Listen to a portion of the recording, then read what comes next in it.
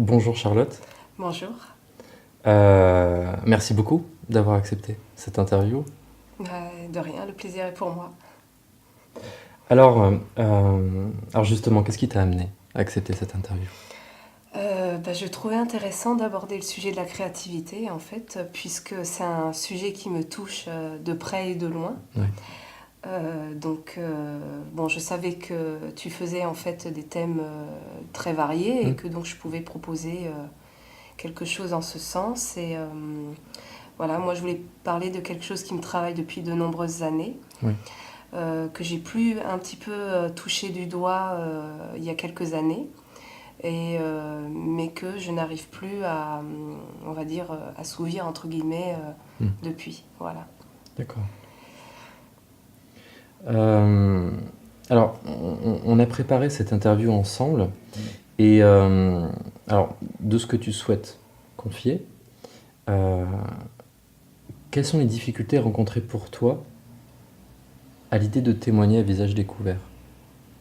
Alors, disons que j'ai une activité professionnelle qui a trait au social, Mhm. donc j'ai quand même une petite notoriété. Euh, donc c'est pour ça que je préfère, pour pouvoir me livrer aussi plus Ouais. facilement en fait, hein.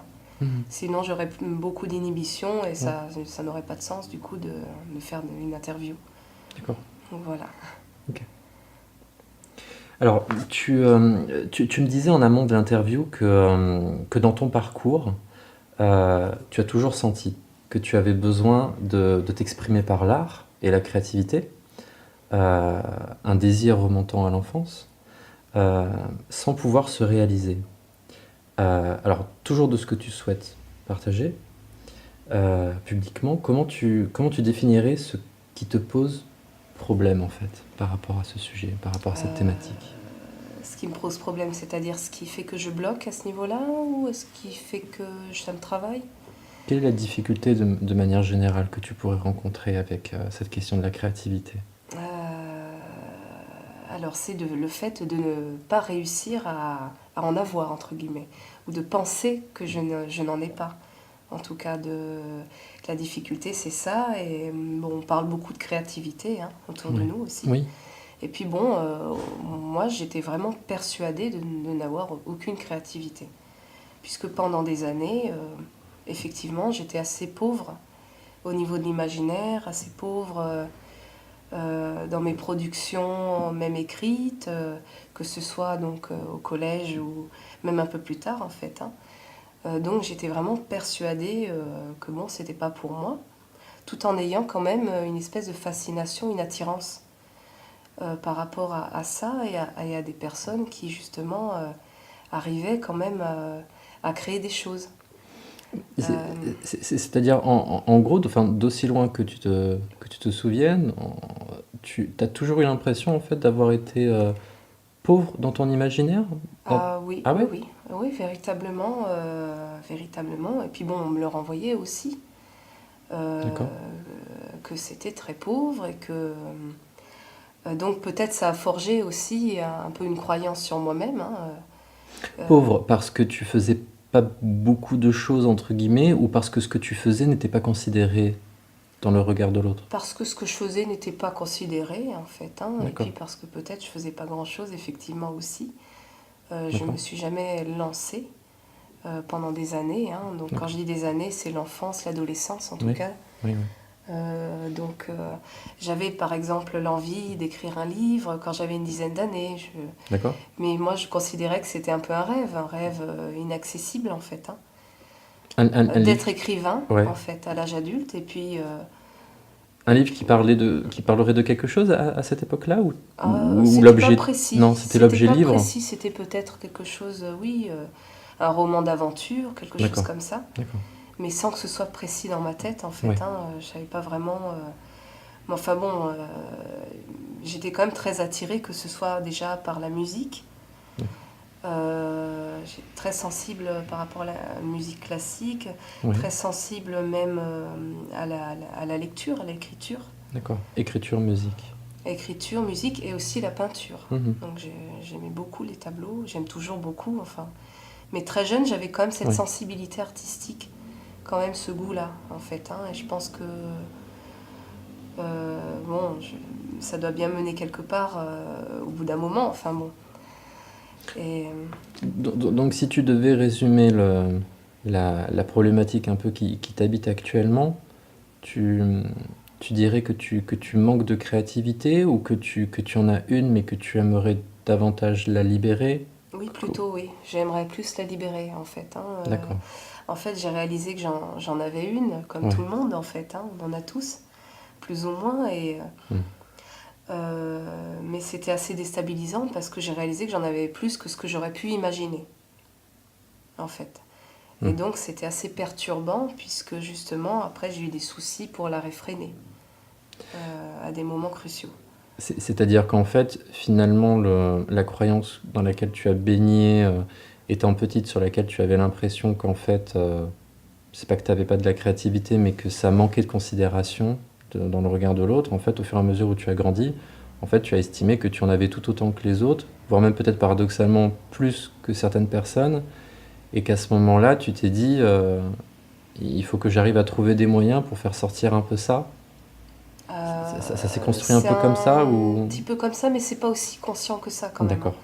C'est vraiment pas aussi conscient que ça, mais au fil des années, effectivement, j'ai pu voir que déjà j'avais des compétences, donc aussi paradoxal que ça puisse paraître, j'ai eu un passé scolaire très difficile, donc on a voulu à un moment donné me mettre dans une classe adaptée quand même, hein, D'accord. quand j'étais toute petite, parce que j'avais des difficultés d'apprentissage quand même. Donc j'avais cette image sur moi-même très négative, qu'on me renvoyait en fait. Hein. Et donc après, comment se imaginer qu'on peut aussi avoir de la créativité, du talent dans un domaine quelconque en fait. D'accord. C'est aussi, y a tout ce contexte. Et au fil des années, j'ai pu découvrir que j'arrivais à faire les choses comme les autres.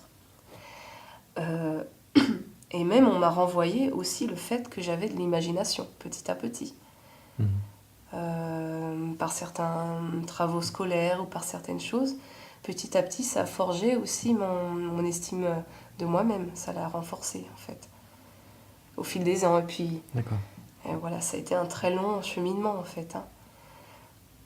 Et donc, en fait, euh, à un moment donné, donc, tu parles dans ta vie d'un déblocage, d'une crise existentielle que tu traverses à 30 ans, et tu dis à ce moment-là découvrir beaucoup de choses sur toi.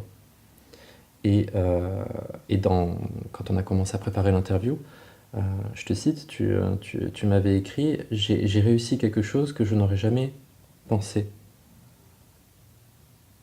moi-même. Oui, oui, effectivement, c'est là que j'ai commencé à écrire, en fait. Alors, tu arriverais avec le recul, parce que donc ça date de 4 ans, hein, Oui, oui, c'est ça. et tu arriverais avec le recul à essayer de comprendre dans quel contexte, qu'est-ce qui fait que à, à 30 ans, qu'est-ce qui fait à ce moment-là, il y a quelque chose qui s'est déclenché chez toi, qui s'est débloqué? Alors, quelque chose, oui, tout simplement, là, j'étais à une phase de ma vie où, mine de rien, j'entamais quand même une dépression, en fait. Hein. D'accord.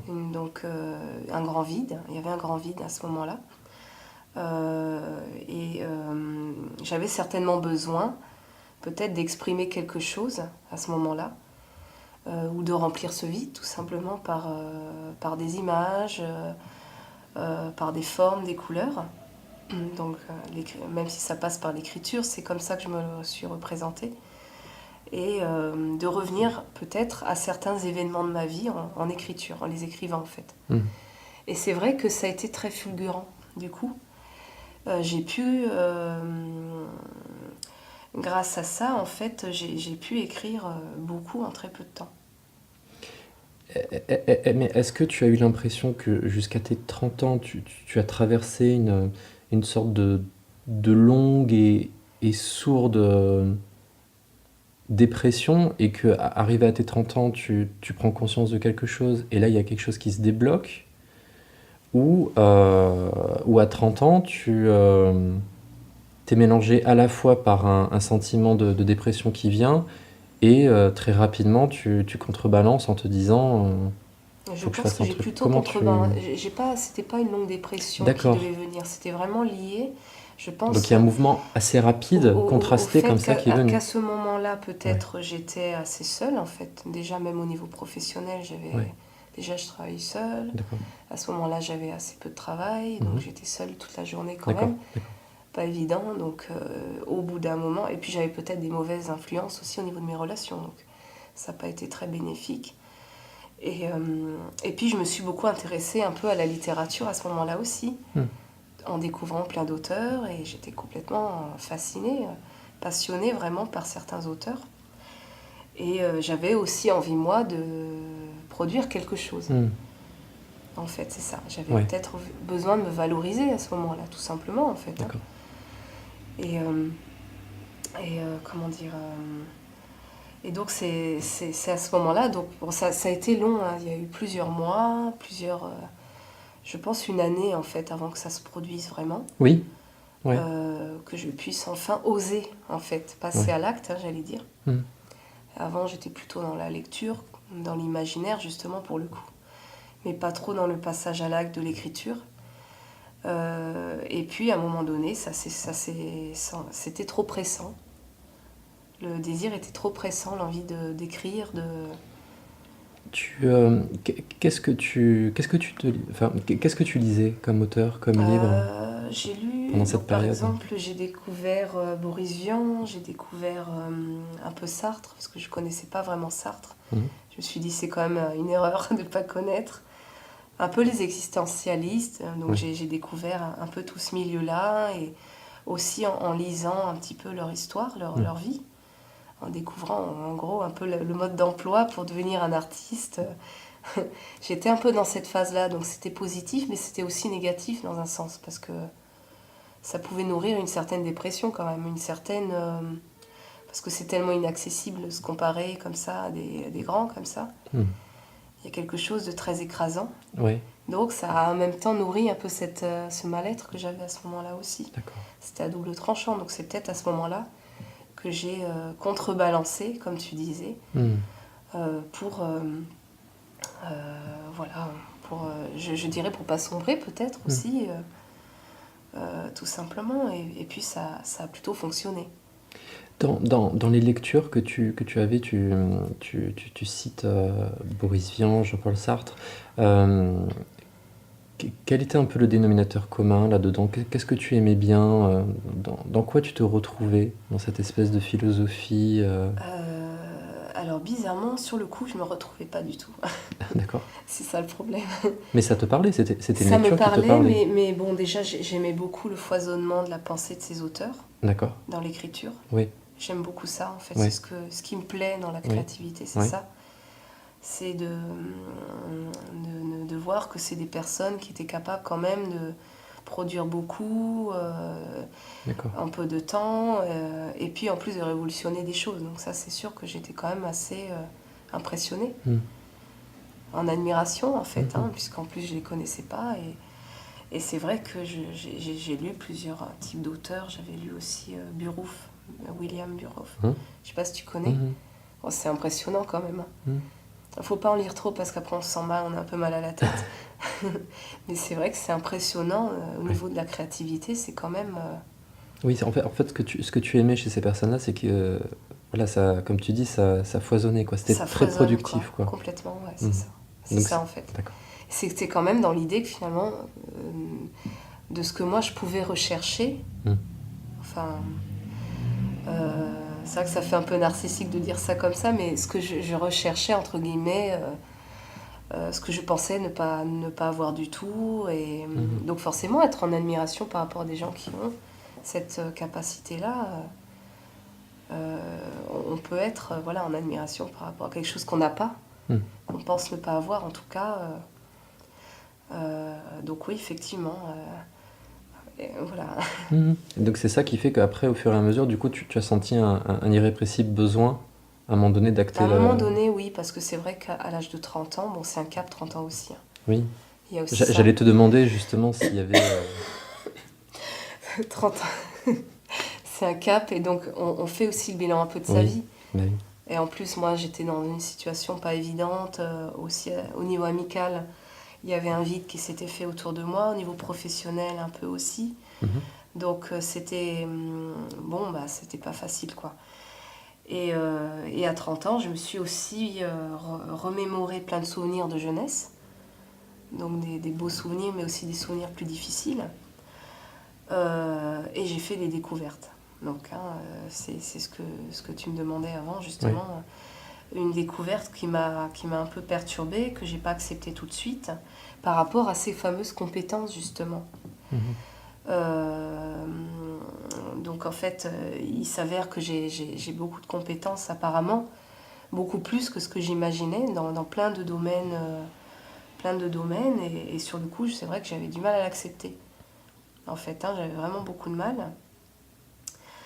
Je sais pas si je peux en parler ou enfin. Sens-toi libre là-dessus. En fait, j'ai fait un test et Mhm. j'ai découvert que j'avais des compétences plus élevées que la moyenne en fait. Donc ça m'a perturbée parce que moi j'ai toujours eu l'impression que c'était l'inverse. Pendant des années, on m'a un petit peu renvoyé quand même que c'était le contraire. Donc Mhm. je veux dire, je veux bien découvrir que ça va, j'allais dire entre guillemets normal, mais Ouais. découvrir que j'ai des compétences supérieures, c'est un peu difficile quand même. C'était quoi le contexte de ces tests? Tu as passé ça chez quel spécialiste? Alors en fait, pas, j'ai passé ça chez un psychologue en fait. D'accord. Donc c'était simplement par pure curiosité, on va dire. Donc Comment il s'appelle ce type de test? Tu te bah, rappelles? c'est des tests neuropsychologiques en fait. D'accord, ok. C'est des tests, voilà, il y a beaucoup d'adultes qui en font passer, qui en passent, et même des enfants.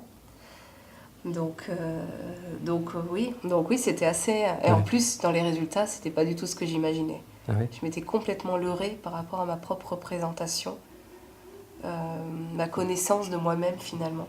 Mhm. Et j'ai découvert aussi le manque de confiance en soi à ce moment-là aussi.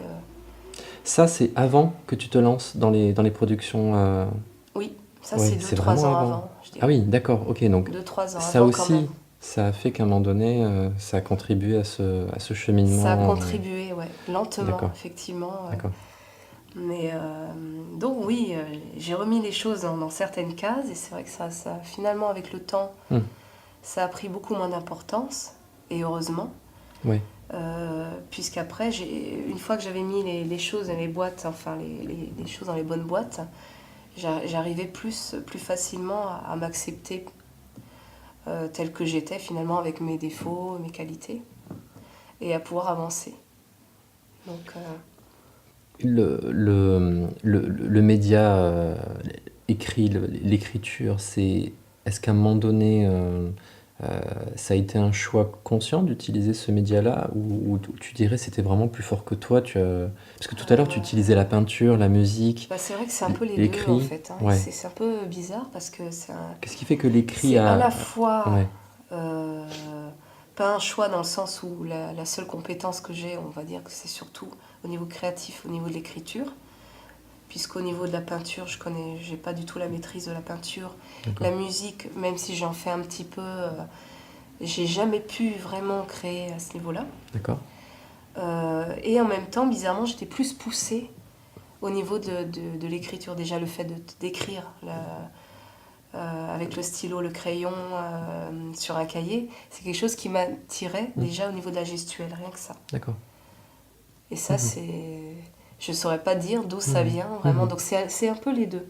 d'accord. Par défaut et aussi, oui, j'étais très attirée par ça quand même.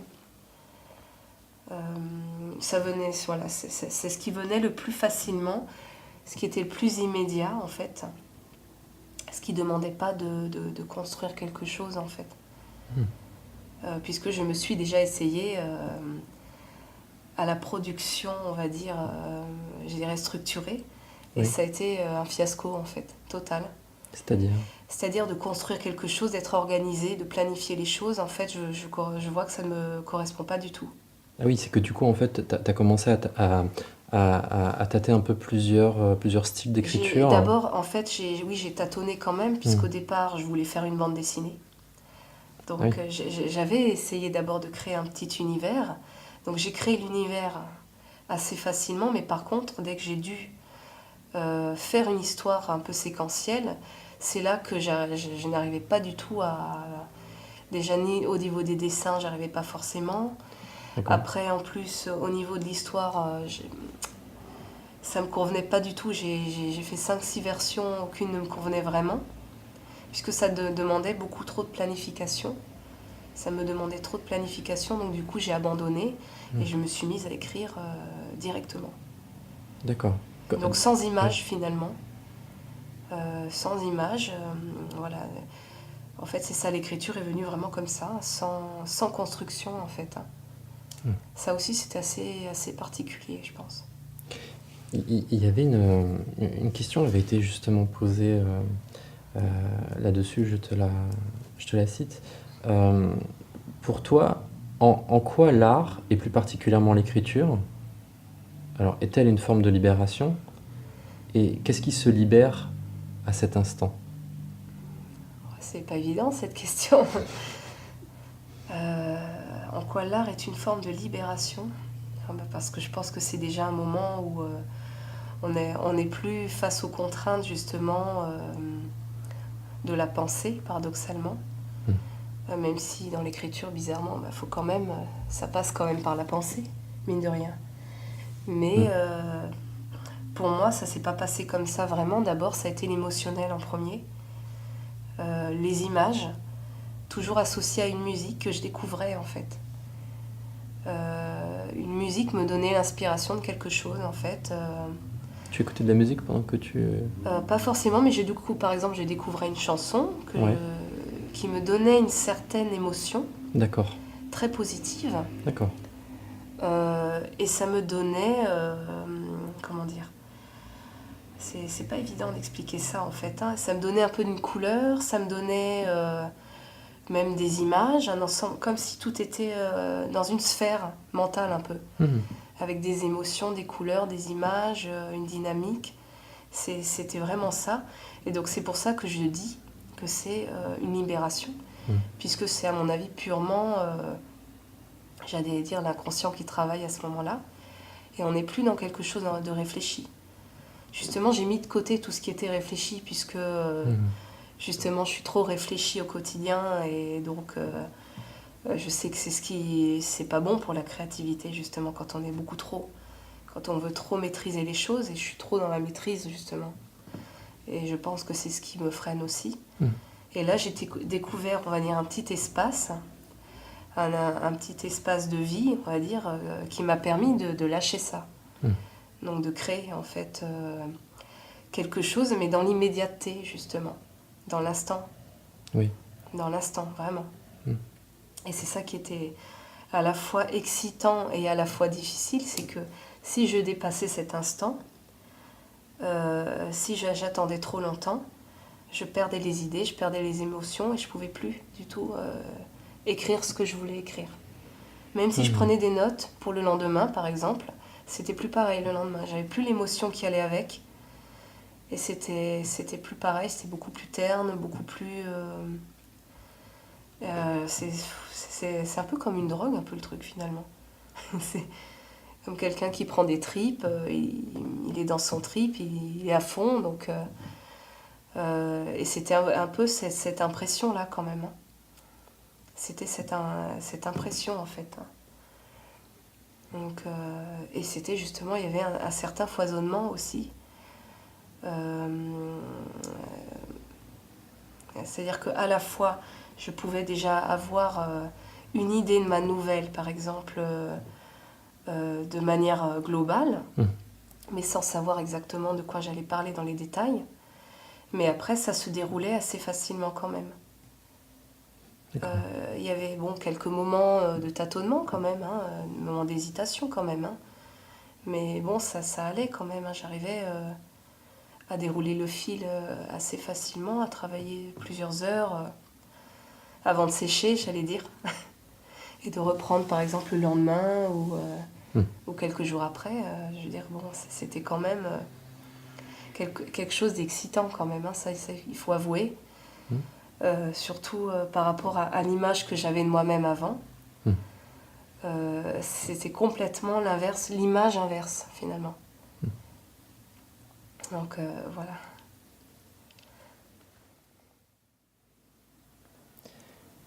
Alors, pour continuer, donc en fait, ce que tu disais, c'est que dans ta manière de créer, en fait, tu avais besoin euh, d'être dans une sorte justement de fulgurance, en fait, d'être dans quelque chose d'immédiat, comme un seul jet, que tout se fasse C'est sur ça. le moment où tu avais décidé que ça se fasse, et tu avais du mal à différer ton travail. Oui, Parce que par exemple, si on prend par exemple la peinture, tu peux avoir des peintres qui peuvent mettre énormément de temps à terminer une toile, ou des musiciens qui mettent énormément de temps à terminer une composition, qui reviennent jour après jour là-dessus. Toi, c'était pas tellement ce rapport-là que tu entretenais avec l'écrit. Tu avais besoin que tout se termine dans l'idée que tu avais de ta narration, de ta pensée. C'est un peu ça ou... c'est ça, c'est Ouais, exactement ça en fait. ouais. Bah, c'est tout simplement parce que je n'arrivais pas à produire quelque chose dans le temps.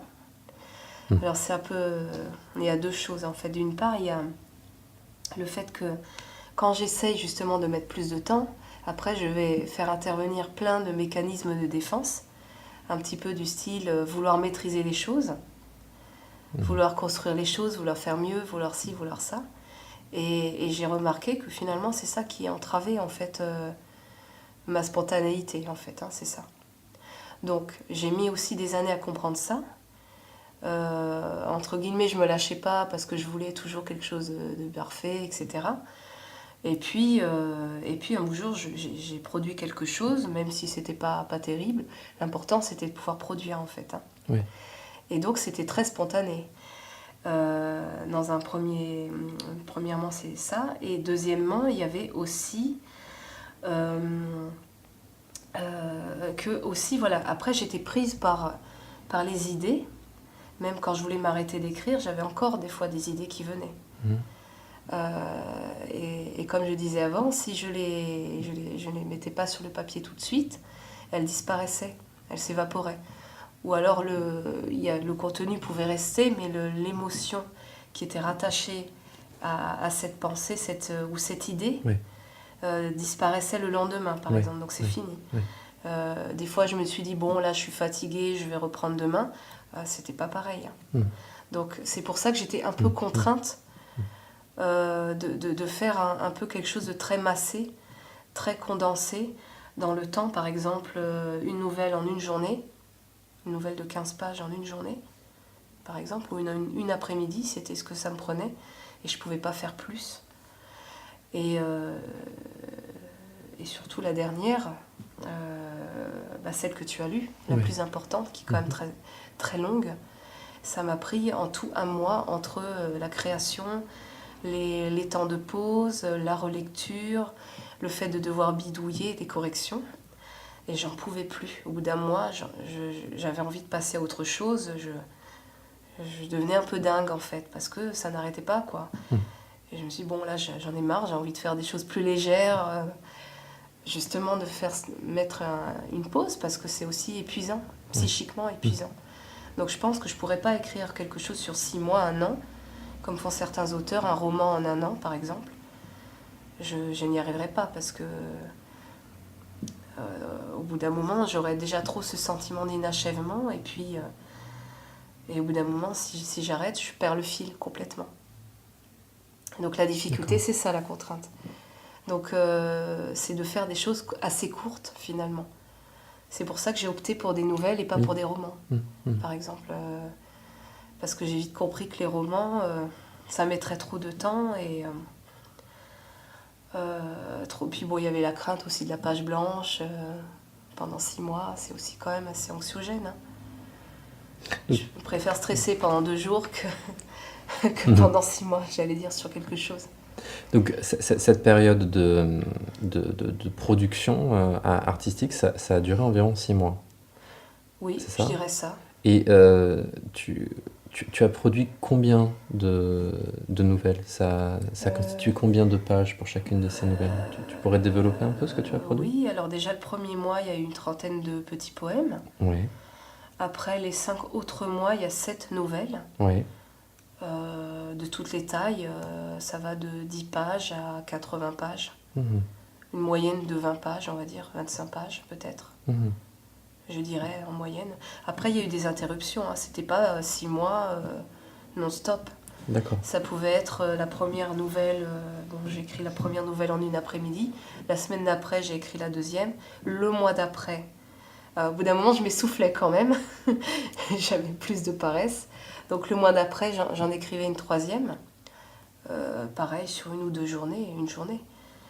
Il y avait des interruptions de 3 semaines, parfois un mois. Donc c'était peut-être interruption pendant laquelle les choses maturaient aussi dans ma tête, psychiquement aussi. Mhm. J'avais une vague idée au départ, mais sans trop savoir. Et puis tout à coup, je découvre la musique, la chanson, la musique qui me va, et pour arriver vraiment à l'écrire. Donc il y a une forme de maturation quand même, hein. Donc la musique faisait partie des sources d'inspiration qu'il y avait autour de Je toi. pense que ça faisait vraiment partie. Ouais, ouais. Ça en faisait partie, et sinon j'étais pas assez portée. Il fallait que je me sente portée vraiment par quelque chose qui me touchait beaucoup sur le plan émotionnel, hein. Sinon, bon, si c'est purement intellectuel, bon, j'allais dire que ça m'intéresse pas tellement, quoi. Ça- ça- Écrire pour écrire sans qu'il y ait quelque chose. Enfin, faut que ça me touche, quoi. Sinon, ok, pondre des bouquins, bon, mais si je me sens pas animée par ça, c'est pas. C'est pour ça que j'ai arrêté justement après aussi. Parce qu'après, j'avais peut-être plus ce qu'il me fallait pour arriver à me sentir de nouveau portée par quelque chose aussi. tu me parlais aussi en off de la peinture. Oui, bah, la peinture, j'aime beaucoup aussi la. Bon, pas tous les Mhm. types de peinture, mais de façon générale, ce qui est surréaliste. Oui. J'aime beaucoup. C'est vrai que je penche vers ça quand même. Mhm. Vers ce qui est assez délirant, assez surréaliste. C'est tout l'opposé de ce que je suis dans la vie. Très maîtrisé, très contrôlé, très structuré en fait. Mhm. Et là, c'est justement une petite page de liberté. Donc, quitte à se libérer, autant y aller franchement. Et donc, j'aime aussi tout ce qui est surréaliste, que ce soit au niveau de l'écriture, de la peinture. Ça va ensemble. Et tout ce qui foisonne, tant qu'à faire. Et dans la musique, alors justement, est-ce qu'il y avait des groupes ou des styles de musique qui pouvaient justement appuyer ce côté un peu foisonnant Alors, oui, il y a un groupe qui s'appelle Ratatat, je sais pas si tu connais. Mm. Ouais. Ou Judas Priest, Mm. une chanson très douce, quasiment la seule qu'ils ont écrite, qui était Ouais. très douce, et qui m'a donné un peu l'inspiration d'un thème plus. Bah, c'est toujours proche un peu de mon vécu, hein, mais où la nouvelle se termine sur un petit peu une romance, en fait, Mm. entre un jeune homme et une jeune femme, mais une romance qui n'est pas du tout mise en scène, elle est juste suggérée. Donc c'est vraiment des points de suspension, et c'est vraiment cette musique, c'est ce qu'elle m'inspirait, parce que c'est ce que. Bon, c'était sur internet, il y avait aussi un fond donc, de film, hein, c'était donc basé sur un film bien sûr sentimental, et on voyait que les personnages se cherchaient, se fuyaient en même temps. Mm. Et dans mon histoire, c'est un petit peu ça, quelque part. Même si ça passe d'une chose à l'autre, à la fin, on sent bien qu'entre les deux personnages, il y a des sentiments, en fait. Alors, pour rentrer un peu dans ces écrits que tu as fait, est-ce que tu aimerais décliner ou décrire un peu l'ensemble des nouvelles ou l'ensemble des poèmes que tu as fait, enfin de manière concise, mais enfin, sans toi libre vraiment là-dessus, mais est-ce qu'il y a des nouvelles où tu aimerais un peu parler, Oui, oui. évoquer un peu, que l'on puisse aussi entendre un peu les sujets, les thématiques, Oui, les alors histoires il y a un peu. certainement une évolution d'ailleurs, hein, dans les nouvelles, je pense, hein. Ouais. Euh, en fonction de moi, déjà, ma découverte de l'écriture, Oui. puisque bon, je connaissais pas du tout l'écriture avant, j'avais jamais écrit avant. J'étais même pas au courant d'avoir un style éventuellement, si j'en avais un, donc c'était purement expérimental. Donc la première, je me suis laissée porter. Oui. C'était une histoire en fait qui en fait c'est l'histoire la plus proche, la première nouvelle est celle qui me touche le plus, D'accord. puisque elle peut faire penser un peu à mon enfance de manière indirecte, D'accord. puisque c'est une histoire d'une grand-mère et d'une petite fille, une grand-mère qui reçoit donc la petite fille. Et puis la petite fille qui se croit libre de faire ce qu'elle veut, un peu fait des bêtises, et puis la grand-mère qui entre dans une certaine violence en fait par rapport à cette petite fille. Et toujours de façon surréaliste, féerique. Donc j'ai essayé un petit peu de parler du sentiment de la petite fille, de son ressenti par rapport à cette grand-mère qui tout à coup change de visage, devient agressive, etc. Y a bien sûr de l'humour, mais c'est quand même de l'humour assez noir. Et ça fait un petit peu conte de fées. C'est celle qui fait le plus conte de fées, en fait. Hein. La première nouvelle. Alors là... Tu souhaites partager le titre de la nouvelle ou tu préfères le Alors garder il n'y a pour toi, pas justement? vraiment de titre à D'accord. mes nouvelles, en fait, parce que D'accord. bizarrement, là, j'ai eu un blanc pour Au les titres. niveau des titres? Bizarrement. Il faut que j'élabore ça, justement. Pour l'instant, il n'y a pas de véritable titre à cette nouvelle. Alors, la seconde, il faut que je me souvienne. Hein. La seconde, ça parle d'un jeune préadolescent qui, c'est le jour de son anniversaire, de ses 11 ans, qui veut fêter ça avec des potes. Et la mère, qui est très, très possessive, veut absolument préparer quelque chose de parfait pour son fils. Oui. Et là, peut-être, ce que j'ai voulu plus montrer, c'est un peu le fait que parfois, dans les familles, il y a des non-dits, il y a des... chacun est un peu centré vers son besoin. La mère, peut-être plus vers son propre besoin de maman, en fait, de satisfaire son besoin d'être une mère, une bonne mère, quoi. Le père qui est dans son journal et dans sa télévision et qui s'occupe de rien, et le fils qui est donc avec ses amis. Et puis ça dégénère au bout d'un moment, puisque le gamin va faire des expérimentations et puis va se perdre un peu en forêt avec ses amis, va tomber, va faire une chute. Et la mère qui est à fond encore dans ses préparatifs de gâteau et qui veut surtout pas brusquer son jeune préadolescent, quand même, c'est un jeune, il faut le laisser vivre. Et ça part un petit peu comme ça, ça dégénère un peu en fait. Et alors la troisième, c'est un peu un conseil médical. Ouais. C'est deux jeunes femmes qui vont en vacances, donc imprudentes, qui veulent prendre le soleil. Et elles vont donc dans un lieu de vacances où le soleil est mortel en fait, et très dangereux. Et donc elles découvrent un endroit, donc elles arrivent dans un hôtel où il y a des interdictions, des heures de sortie interdites, où le soleil est très violent. Et elles, bien sûr, n'écoutent pas un petit peu les interdictions et il leur arrive ce qui leur arrive. Et c'est toujours très surréaliste en fait. D'accord. L'atmosphère est toujours très... c'est à la fois enfantin et à la fois assez surréaliste et trash à la fin quand même. Enfin, je vais un peu peut-être trop la mèche, je sais pas. Après, la quatrième, j'avoue, je ne me souviens pas de toutes en fait.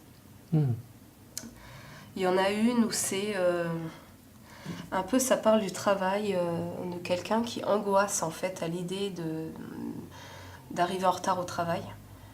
Et donc c'est les tribulations de cette personne qui n'est pas nommée du tout. C'est le on. Le on, le sujet c'est on. D'accord. Donc ça peut être tout le monde en fait. Hein. Donc c'est le réveil en retard, l'angoisse, voilà, le petit déjeuner, l'angoisse donc de cette personne universelle d'arriver en retard et donc le renvoi aussi. Et ce qui en s'ensuit après, la chute aussi. D'accord. Donc toujours sur un mode Et là, c'est plus rapide, le rythme est plus rapide, plus saccadé, peut-être dans l'écriture en fait.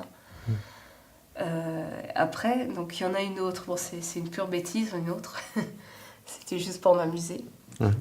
C'était, j'ai voulu, bon là, je peux pas trop en parler parce que sinon ça vend la mèche. Hein.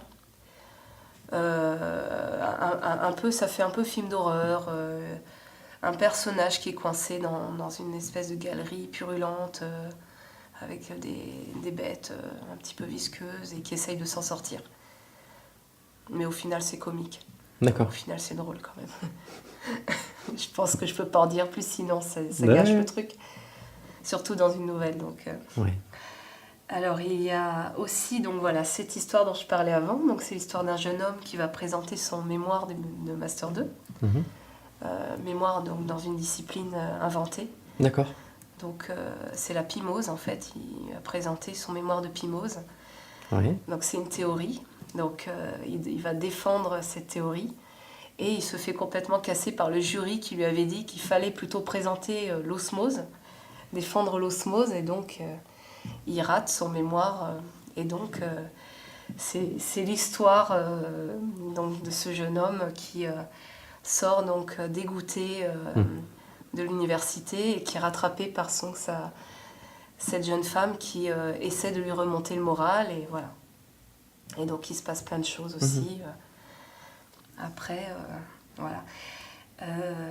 Alors, il y a donc la nouvelle du paradis. Donc, celle que tu as lue, Et donc là, c'est un petit peu l'histoire de... Ça se passe au paradis et donc c'est un petit peu la métaphore de la société, on va dire. Comment dire? Il y a donc un dieu malveillant qui a sous ses ordres des anges qui sont censés faire fonctionner l'univers, donc le temps, les saisons, etc. Mais qui est un vrai tyran. Et c'est donc la libération de ces anges qui vont se révolter, en fait. Donc chacun a une personnalité différente. C'est vrai que c'est la plus travaillée, celle-ci. Hein. Ouais. J'ai pris soin quand même, là j'avais vraiment repris les dialogues, parce qu'il y a beaucoup de dialogues, et donc chaque personnage a une personnalité type. Un peu le dépressif, il y a un peu le pervers narcissique, il y a un peu la victime du pervers narcissique aussi. Voilà, donc bon, après je sais pas, il faut peut-être... Et les poèmes que tu as fait alors? Alors les poèmes, ça a commencé avec un poème sur le petit ver de terre en fait, qui m'est venu comme ça, presque dans une phase de demi-sommeil en fait. Ouais. En fait, les idées me venaient souvent quand j'étais en phase de demi-sommeil. C'est ça le plus embêtant, mais bon. Ou sous la douche, enfin bon, bref. Ça, c'est plus embêtant quand même. Et donc, j'ai commencé comme ça. L'histoire a vraiment commencé comme ça. Donc, je me suis dit, bon, allez, j'ose l'écrire. Et j'ai commencé comme ça. Et après, ça parlait de thèmes. Il y avait des thèmes vraiment pas sérieux, des trucs rigolos. Et puis, il y avait des choses que je me suis surpris à écrire. Une qui parle un poème qui aborde le sujet de la prison. Donc voilà, ça vient on ne sait pas d'où ça vient en fait. Hein. Et c'est ça qui est intéressant, c'est ça qui est fascinant, qu'on puisse produire des choses. On ne pensait pas être finalement animé par tel sujet, et puis finalement, on voit quand même dans l'ensemble des nouvelles vers quoi je tends quand même. Et c'est ça qui est intéressant, on apprend à se connaître aussi. Et tu tends vers quoi alors? Pardon. Ben, plus vers justement... c'est assez, je trouve, il y a un petit côté quand même voilà, sur la société, sur l'égalité un petit peu des chances, sur donc l'oppression, et donc les opprimés et les oppresseurs. Il y a beaucoup ce thème qui revient, notamment dans le paradis, c'est quand même en plein là-dedans en fait, mais même dans les autres nouvelles finalement, et ça ressort quand même quelque part. Voilà, des personnages qui sont plus ou moins oppressés par un mode de fonctionnement, par une société ou par un autre personnage qui a plus de pouvoir qu'eux ou qui est une forme de dictateur en fait. Hein. Et c'est la tentative donc de s'en sortir. Donc de reprendre ses droits, de reprendre... voilà. Et c'est vrai qu'on voit que je suis quand même assez animée par des thèmes comme ça finalement, hein. Comme le travail, un personnage qui arrive en retard au travail, qui est finalement assez opprimé dans son travail finalement, qui est maltraité par son patron. Il y a un petit peu de ça et qui se libère à la fin. Oui. Qui est libéré à la fin quand même s'il perd son travail, il est quand même libéré au final. Donc, ou comme au paradis. Donc c'est paradoxal, le paradis. J'ai quand même décrit l'enfer comme étant la situation de chômage. La situation de chômage, un peu de tâtonnement. Et puis le paradis, c'est la bonne morale, c'est ce qu'on doit faire, c'est voilà. Mais c'est pas forcément ce qui est bon pour nous non plus. Absolument, quoi. Donc finalement, il y a mon petit côté anarchiste qui ressort, peut-être. Donc ça, c'est intéressant aussi. Ouais. Tu parlais des moments comme ça où on peut être sous la douche, des moments où on peut être un peu demi-éveillé, demi-endormi.